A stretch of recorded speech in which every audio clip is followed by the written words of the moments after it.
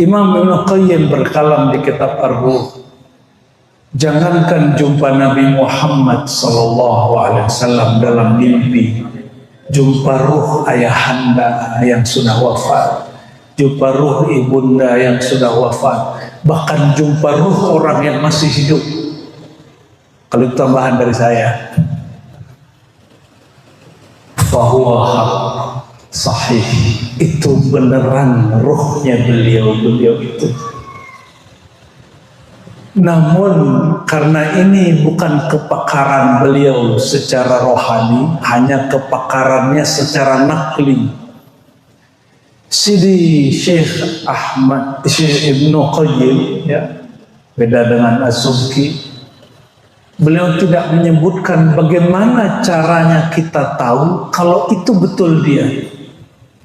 Karena Ibnu Qayyim ini imam empirik, ilmunya berdasarkan riwayat dan ijazah, dan dia meriwayatkan kalam ulama salafus saleh sampai zaman dia. Gurunya sendiri Ibnu Taimiyah meninggal malam, besok ada yang jumpa secara rohani. Ditanya, apa kabar engkau wahai Syekh Ibnu Taimiyah? Dijawab dengan jawaban yang macam-macam, dan dia katakan itu hak. Imam Junaid Al-Baghdadi, sanad Syaziliyah melalui beliau, ya, Junaid Al-Baghdadi, beliau disebut Sayyidut Ta'ifah, pemimpin semua tariqah, karena semua tariqah turun juga dari beliau. Beliau meninggal, muridnya nanya, Tuan Syekh, anehnya muridnya tahu ini gurunya sudah meninggal, kok ditanya? Berarti si murid tahu yang dia temui bukan jasadnya, tapi yang dia temui ruhnya. Wahai Abul Qasim, kaif haluk? Apa kabarmu? Dijawab oleh Imam Junaid Al-Baghdadi, ghafarani Allah, alhamdulillah aku diampuni Allah. Lalu si murid nanya lagi, wahai Tuan Syekh, apa yang paling berat yang ditanya di kubur? Jawaban beliau, asyatahat. Tahu syatahat? Lacur kalam, kalam-kalam yang keluar saat nyeleneh bagi orang pemikir yang sangat nyentrik bagi seniman, atau kalam-kalam yang muncul dari gejolak batin saat mengalami suatu pengalaman rohani yang kadang-kadang kalamnya di luar kesadaran diri, itu disebut syafahat. Kata Imam Junaid, hisab mengenai ini yang berat. Makanya saya sampaikan kepada yang suka nyeleneh-nyeleneh, baik pemikiran atau para seniman, para filsuf, apalagi para pengamal thariqah. Imam kita, Imam Junaid Al-Baghdadi berpesan, itu dihisabnya paling berat. Ya, jadi jangan main-mainnya, jaga-jaga adab. Kalau tidak sanggup lakukan seperti yang dilakukan oleh para sahadah, kunci lidahnya. Gimana cara kunci lidah, Bapak Ibu? Lidahnya dilipat ke langit.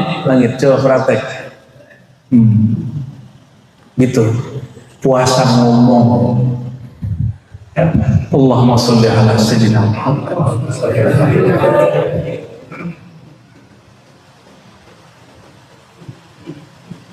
Lalu tadi Romo Kiai baca hadis, man ra'ani fil manam fasayarani fil yaqazah.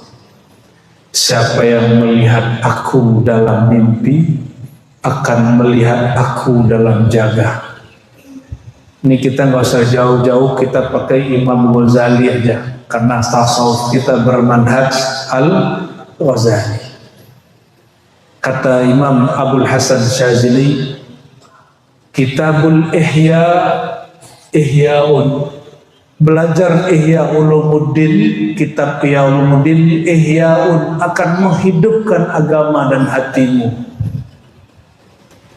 Maka salah satu manhaj Syaziliyah mengajarkan kitab Ihya.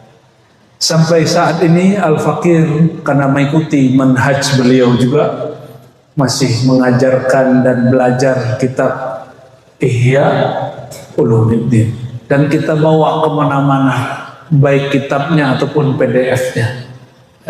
Allahumma salli wa sallim wa barik alaihi.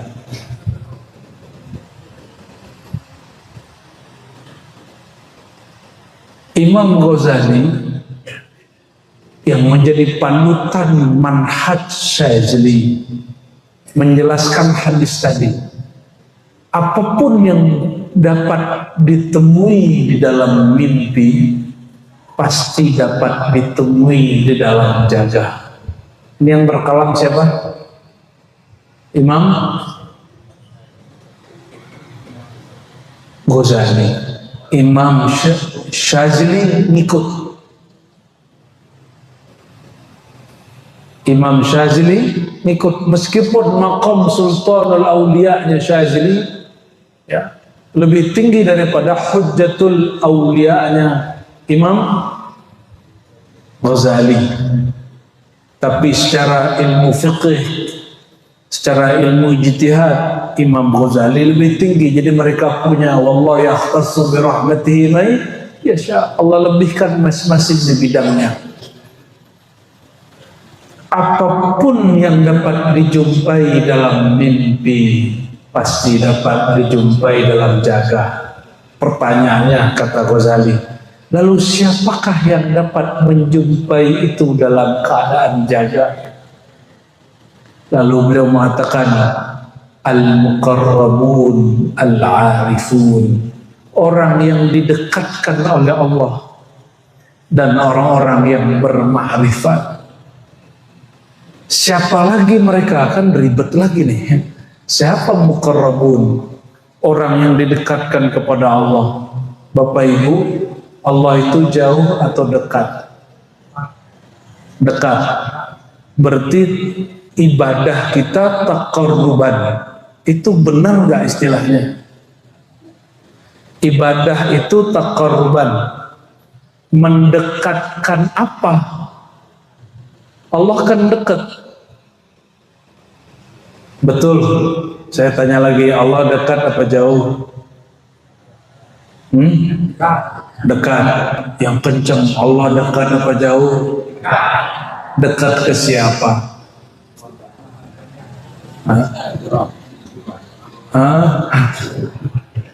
Wa nahnu aqrabu ilaihi min hablil warid.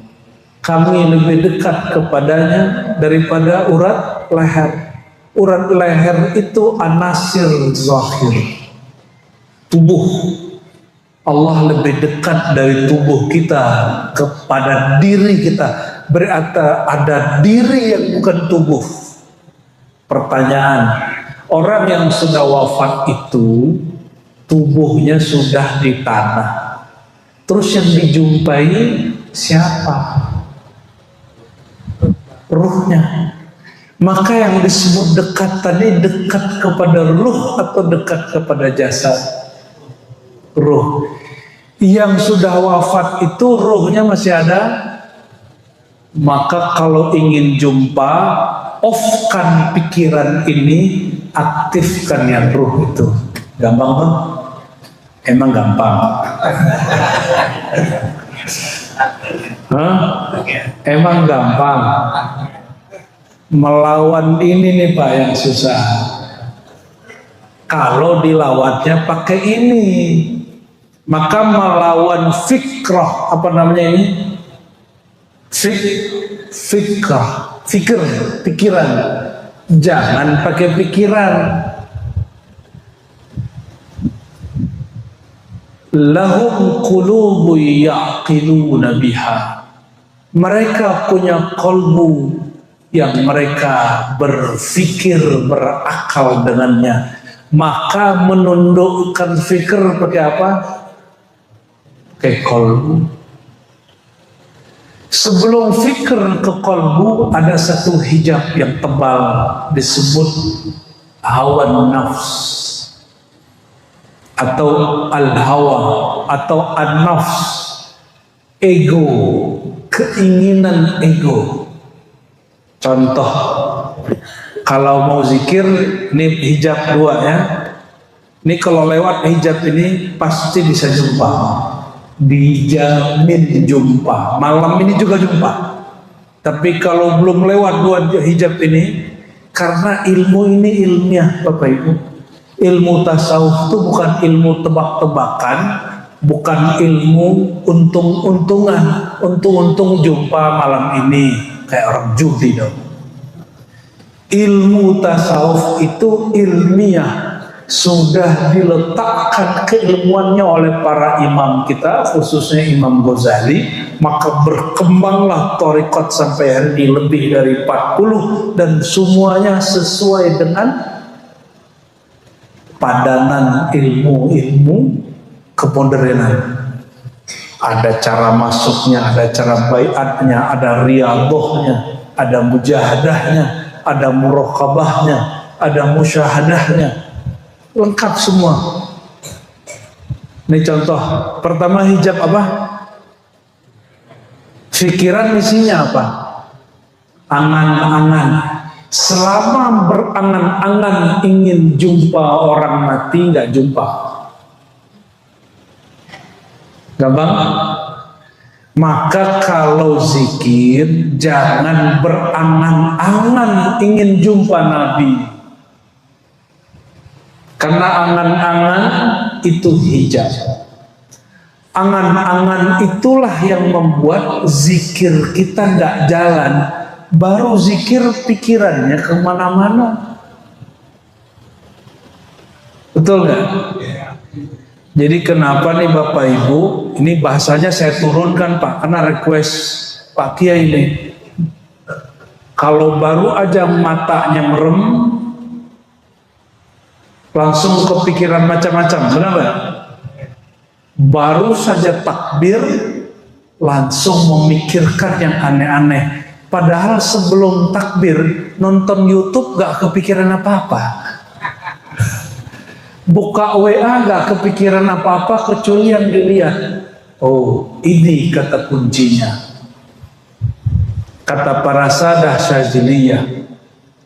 Ini dirumuskan oleh Imam Sya'rani. Sebelum engkau zikir, ada adabnya. Baguskan yang zahir. Adab yang paling gampang itu, baguskan yang zahir.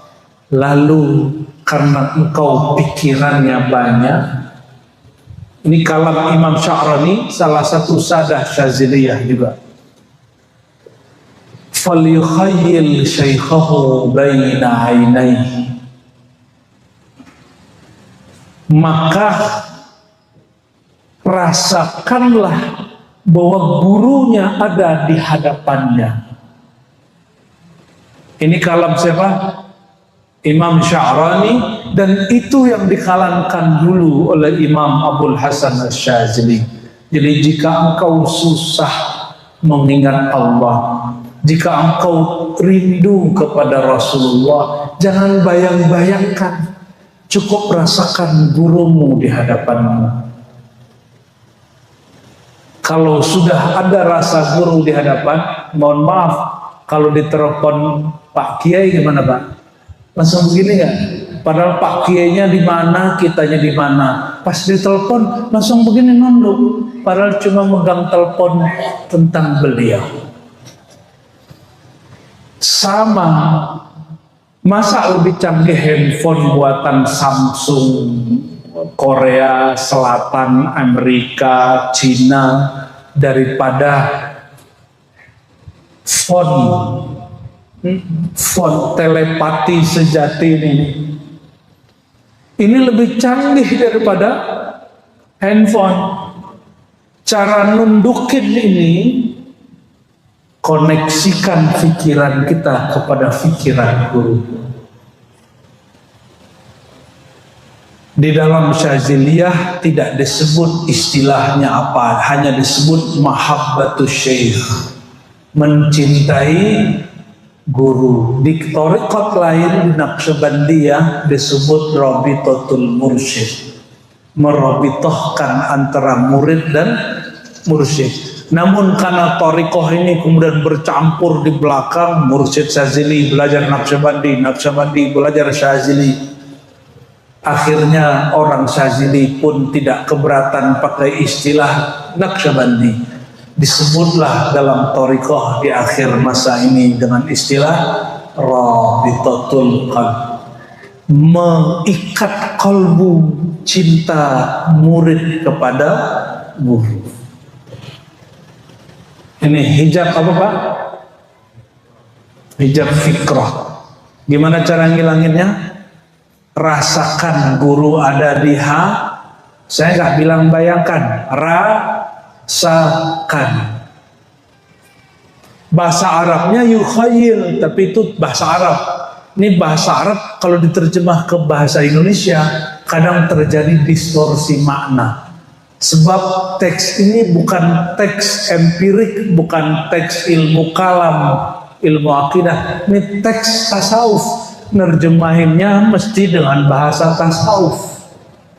Kata yukhayil bukan menghayalkan, tapi merasakan. Udah belum? Ini hijab, ini apa tadi? Angan-angan. Berangan-angan jumpa Sunan Bonang, tahu-tahu yang datang setan Bonang. Bisa nggak? Bisa.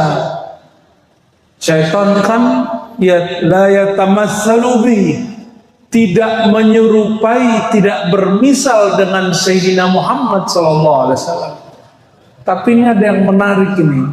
Abah Gurus kumpul itu meyakini kalau walinya Al-Muhammadi itu la yatamassalu syaitan. Kalau walinya fana pada Nur Muhammad SAW, dia tidak akan fana pada syaitan. Namun di Syazili tidak semua mursyid begitu. Hanya beberapa mursyid, salah satunya Imam Syazili, yang kedua Mursi, ketua Ibnu Athaillah Sekandari. Dari mana kita tahu? Kata Abul Abbas Al-Mursi, guru Ibnu Athaillah, murid Syazili. Qaddasallahu asrarahu. Apa kata beliau? Aku menilai diriku tidak muslim lagi illam ara Rasulullah SAW lahzatan. Jika aku tidak melihat sang baginda sesaat saja, aku anggap diriku tidak muslim lagi. Ini imam siapa? Imam Mursi. Ya, Kutub Syaziliyah setelah Imam Syazili beliau lah. Asbab beliau punya didikan bagus. Ibnu Athaillah nulis kitab hikam. Padahal tadi Ibnu Athaillah ini anti tasawuf, ngejek orang tasawuf. Kita kan nggak tahu masa lalunya Romo Kiai Fathul Huda. Siapa dulu ngejek tasawuf kan? Saya dulu juga ngejek sufi, ngejek orang maulidan. Sekarang penikmat maulid. Kalau udah mahal qiyam seneng kita ya. Dulu Masya Allah kalau ada mahal qiyam ngapain lah orang ini khurafat.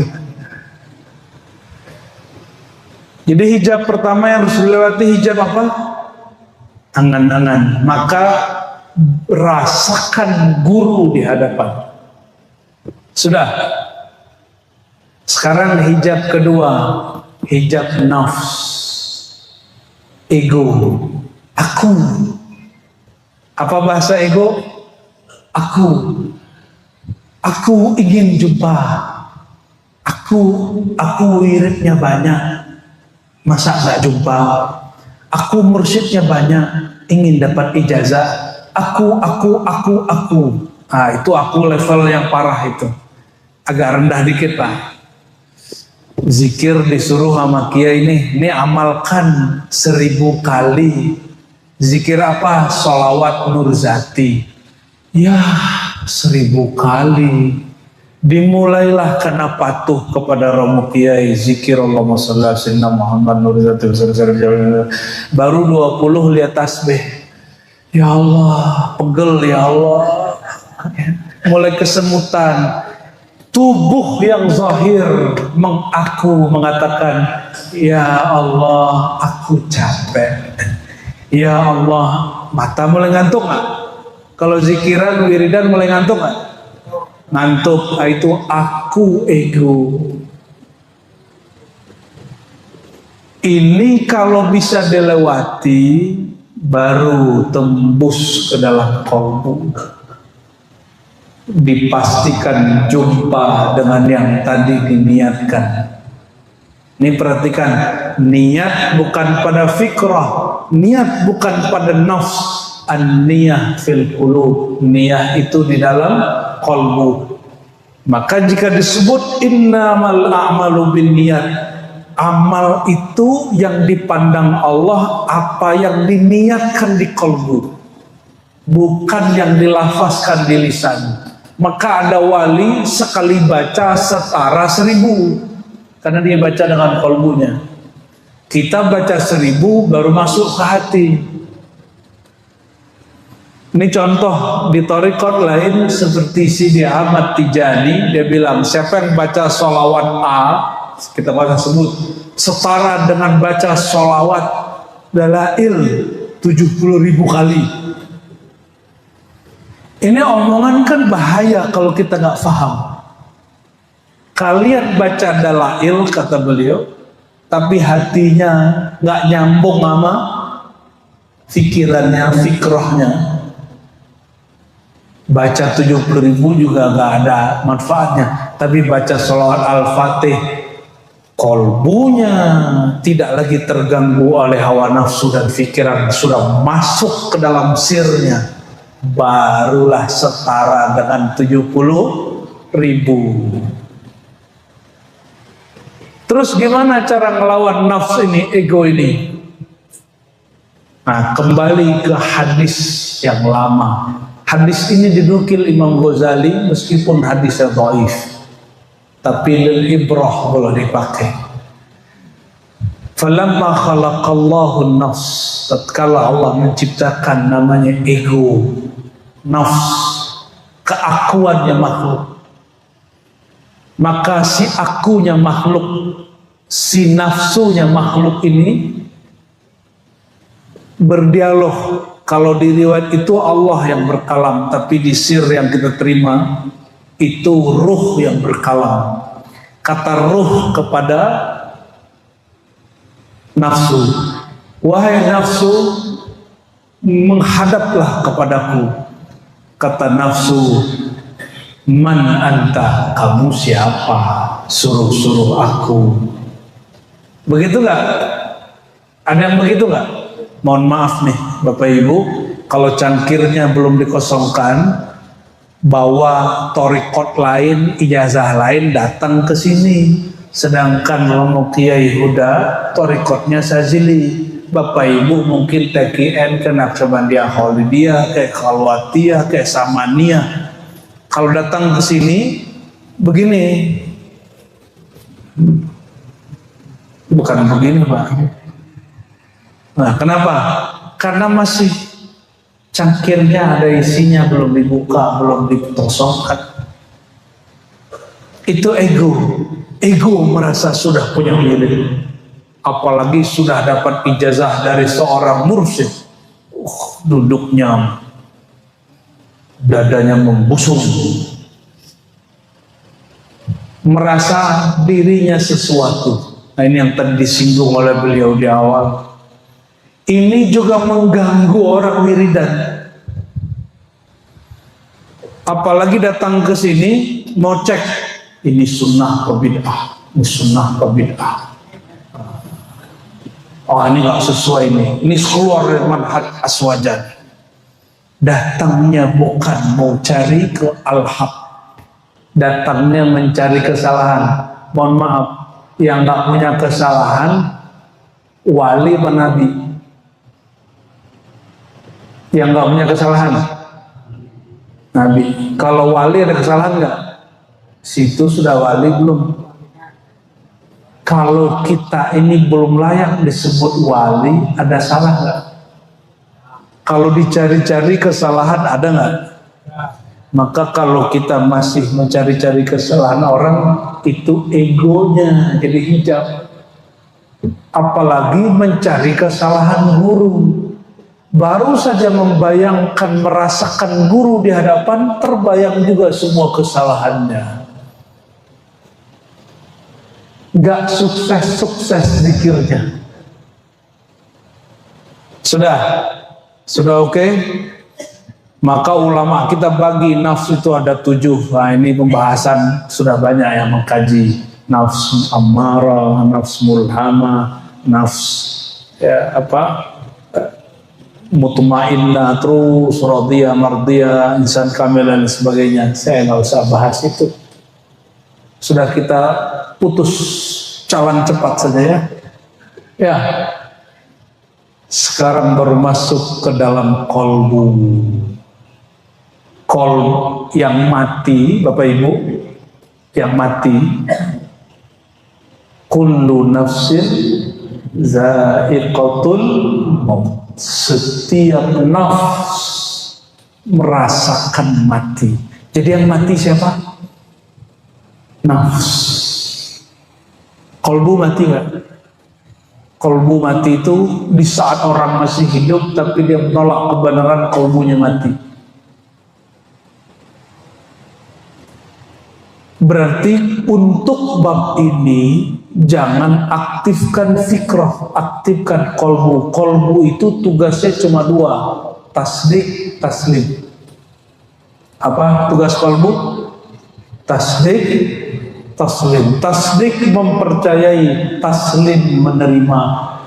Percaya saja bahwa kalam guru kita bersumber dari gurunya, dari Rasulullah SAW. Jumpa beliau pasti hak. Percaya aja, nggak usah mikir banyak-banyak. Pikiran di sini, tasdik di sini. Maka tasdik ujungnya berpikir. Sudah, baru baca ilahi anta. Orang main baca-baca aja, kolbunya belum aktif, kolbunya masih mati, kolbunya masih tidur. Sudah baca ilahi anta maksudi, ya Allah hanya engkau maksudku. Ini perhatiin. Ternyata berniat jumpa arwah-arwah juga nggak boleh. Tujuan kita hanya Allah. Berarti kalau ingin jumpa, perjumpaan itu hanya dengan satu niat. Niat yang memperkuat rasa bertuhan kepada Allah Subhanahu wa ta'ala. Kalamkan yang dikalamkan Sayyidina Ibrahim. Apa kata Allah ketika beliau meminta sesuatu? Kaifa tuhyil mauta, bagaimana engkau menghidupkan yang mati? Dijawab oleh Allah Tabaraka wa ta'ala, awalam tu'min, apa kamu kurang percaya? Jawaban Sayyidina Ibrahim, liyatma'inna qalbi, hanya supaya menenangkan hatiku ya Allah. Jadi kalau berperang di hatinya, ya Allah, aku hanya bertujuan kepadamu, tapi aku rindu jumpa ruhaniah guruku, rindu jumpa kakekku, ibuku, ayahku. Terus gimana? Namun rindu ini ya Allah bukanlah tujuanku, tujuanku hanya engkau. Namun supaya hatiku tenang ya Allah, kasih jualah ya Allah. Gitu pasti dikasih sama Allah. Masa nggak dikasih? Namun Allah kasih kapan Bapak Ibu? Kapan Allah kasih? Jika angan-angannya sudah habis. Ini syarat wajib. Kita punya sahabat-sahabat yang berzikir, itu kalau angan-angannya masih aktif nggak bisa tembus, nggak bisa tembus. Ya, jadi ada salah satu sahabat kita dianggap orang nggak pernah kasyaf. Orang-orang itu lapor ke saya, Syanu nggak pernah kasyaf, Buya. Saya bilang, oh tenang, kamu kan nggak tahu dia siapa. Saya kalamkan ke orang ini, Syekh, ente kalau zikir angan-angannya tutup, habiskan. Sehabis angan-angan, itulah kasyaf pertama. Kasyaf itu ilmiah Bapak Ibu, ilmiah, bisa dimasukin. Oleh karena itu, antara halusinasi syaitan, antara halusinasi pikiran, antara angan-angan pikiran, keinginan-keinginan nafsu, dengan nuraniyah, nurnya kalbu, itu mudah cara ceknya. Mudah sekali. Ini ruh syaitan, ini ruh iblis, ini ruh jin, ini ruh orang mati, ini ruh baginda sallallahu alaihi wasallam. Itu mudah cara ceknya. Siapa bilang susah? Yang bilang susah nggak ngaji tasawuf.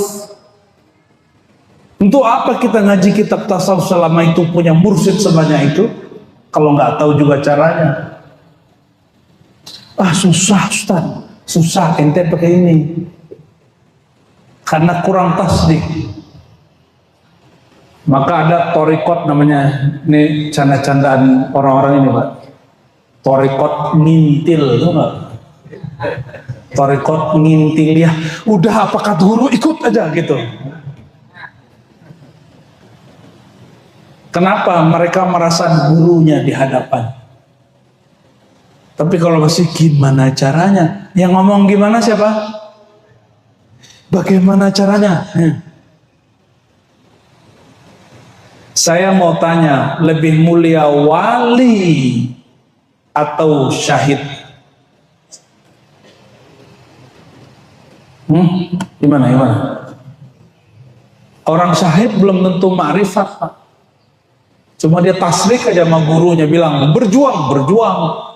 Ini gurunya wali yang ngajarin ilmu untuk bisa syahid. Lebih mulia mana? Wali lah, ini aja ragu, gimana sih? Orang alim itu sujud sekali, itu setara 70.000 sujud orang ahli ibadah termasuk syahid. Maka ngaji satu bab ilmu ma'rifat setara dengan sholat 1000 rakaat. Itu ada hadisnya di Ibnu Majah, dan Imam Syafi'i periwayatnya juga, Abu Darda juga sampai. Satu bab ma'rifat setara berapa? 1000. Karena orang sholat 1000 rakaat dapatnya capek. Kalau ngaji dari tadi belum pegel-pegel amat kan? Coba kalau zikir dari tadi, pasti ya Allah punggungku, ya Allah sakit semua. Tapi kalau orang ngaji, ruhnya aktif, badannya tidur, nggak nyadar kan? Nggak nyadar. Ini aktif dari tadi ruhnya Pak. Makanya nggak capek. Baru sekarang nih berasa capek nih. Gampang aktifin. Mau aktif nggak kolbunya?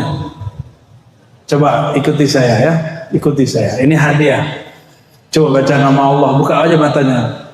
Allah. Pakai kolbu. Allah. Pejam mata. Allah. Pejam semua. Allah. Dalam hati. Allah, ya Allah. Dalam hati, Allah, Allah, Allah, Allah, Allah. Lidah dikunci. Sebut terus, saya zahirkan, Bapak Ibu khafikan. Oh, baca di hati. Oh,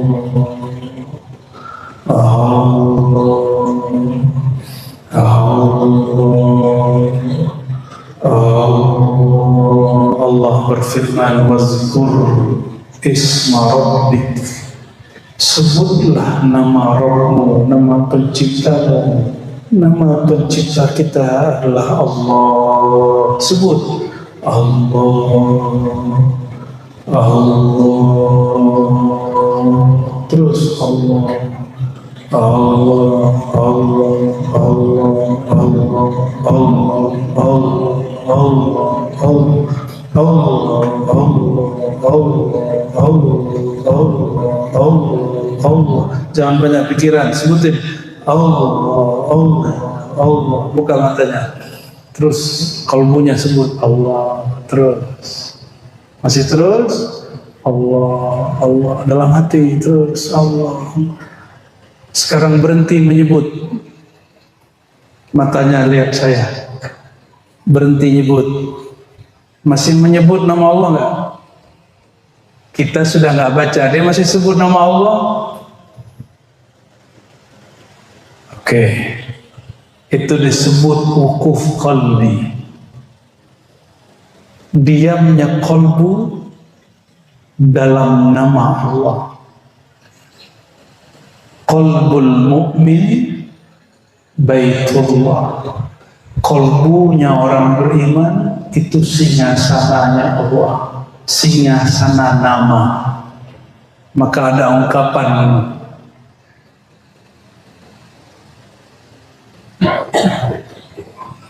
Qalbul mu'min ismullah, sirrul mu'min wasfullah, sifatullah, ruhul mu'min tajalli min zatillah. Qalbu mu'min tempat bersinarnya asma Allah, sirnya mukmin tempat bersinarnya sifat-sifat Allah, ruhnya mukmin adalah tajalli zatnya Allah, bukan zatnya Allah tapi tajalli zatnya Allah, hembusan zatnya Allah. Tadi jangan lupa zikir yang terusin. Karena semuanya tidak berbaiat syazili. Saya lihat ada yang KTKN, ada yang belum bertarekat.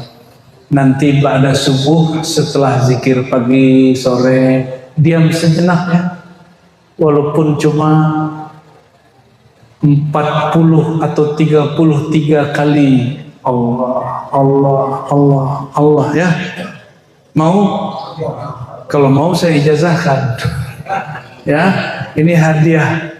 Antum kalau mau cari harus ke Padang dulu kan repot ya, atau ke Jakarta dulu repot, tiketnya mahal. Sebut Allah, Allah berapa kali? 33. Terus ngapain? Diam, biarkan dia nyebut sendiri, dia nyebut sendiri.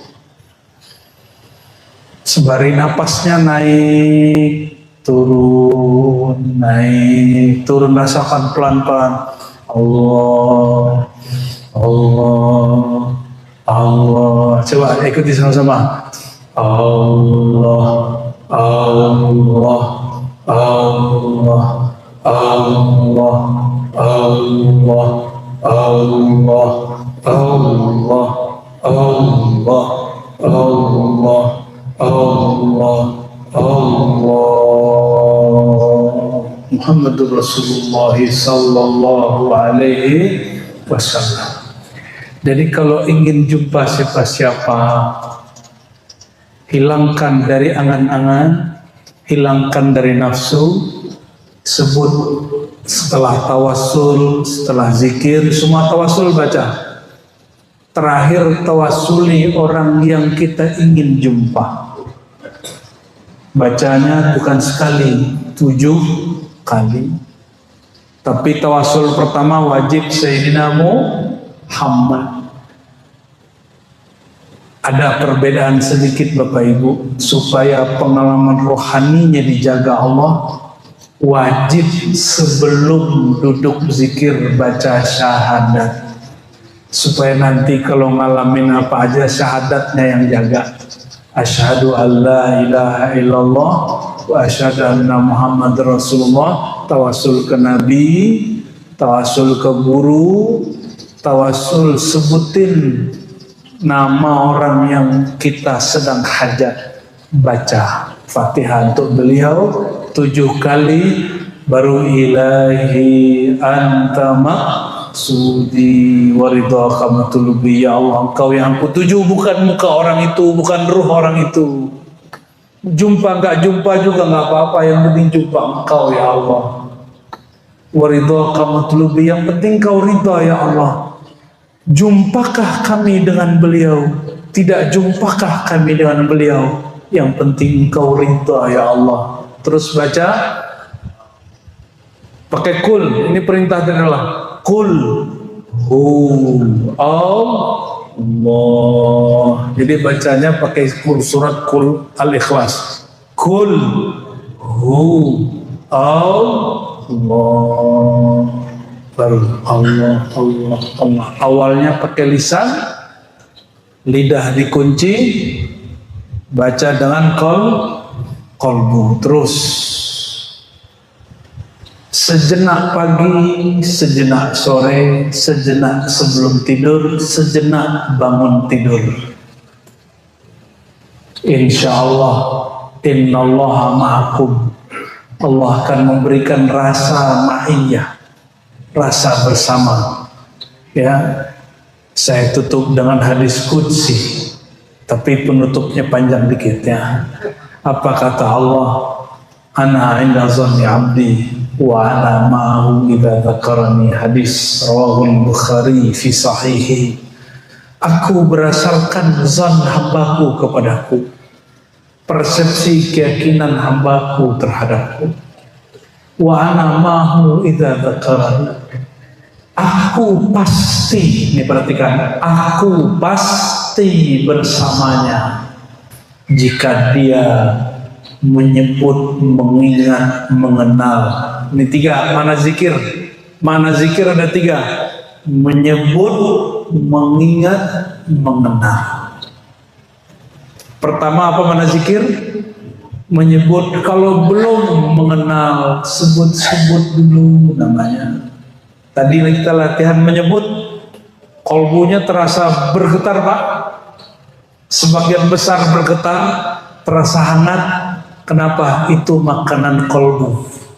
Itu yang disebut di surah Al-Anfal, idza dzukirallahu wajilat qulubuhum. Jika disebut nama Allah, pasti kolbunya bergetar. Namun kalimatnya iza dzukira, disebut, berarti ada yang zakara yuzakiru. Itulah guru, syekh, mursyid, mesti dibimbing oleh guru. Maka berkalam Imam Mu'ta'ilah Sakandari Kutub Syaziliyah, syekhuka man la yut'ibuka. Gurumu bukan yang banyak ngasih wirid, gurumu yang nganterin kamu ke depan pintu, bukan yang banyak ngasih beban. La tashab man la yadulluka ala Allahi maqaluh wa la yunhiduka ala Allahi haluh. Jangan kau cari guru, cari kawan, cari majlis yang makal, ungkapan-ungkapan di sana tidak membuat engkau mengarah kepadanya dan tidak membangkitkan hal dirimu untuk mengingat dan mengenalnya. Semoga majelis muhasabah subuh ini termasuk majelis yang mengajak kepada Allah, yang menghantarkan murid-murid jamaah kehadiran Allah SWT. Dan doakan kami semoga istiqamah, doakan kami juga semoga tetap kuat berjuang mengembangkan ilmu kajian tasawuf Ahlus Sunnah wal Jamaah. Mohon doa semua juga untuk guru-guru kami, untuk mertua. Ini mertua sedang di rumah sakit ya, sakit gula. Mohon doakan khusus Al-Fatihah ya dari Bapak Ibu, semoga diberikan yang terbaik. Assalamualaikum warahmatullahi wabarakatuh. Selamat datang di channel Ngaji Santri, tempat di mana kita bersama-sama untuk memperdalam ilmu agama dan menguatkan iman. Semoga sahabat semua selalu senantiasa dalam lindungannya, diberikan kesehatan, dilancarkan rezekinya, dan dikabulkan segala hajat-hajatnya. Amin amin ya rabbal alamin. Pada video ini kami akan berbagi ceramah dari guru kita, yaitu Kiai Haji Muhammad Bakhit. Semoga kita dapat mengambil hikmah dan pelajaran dari video ini. Dan jangan lupa untuk like, share, komen, dan subscribe agar tidak ketinggalan video-video selanjutnya dari kami. Mari kita bersama-sama meniti jalan yang diridhoi oleh Allah Subhanahu wa Ta'ala dan selalu mengingatkan dalam kebaikan. Selamat menonton. Semoga konten yang kami sajikan bermanfaat bagi kalian semua. Wassalamualaikum warahmatullahi wabarakatuh.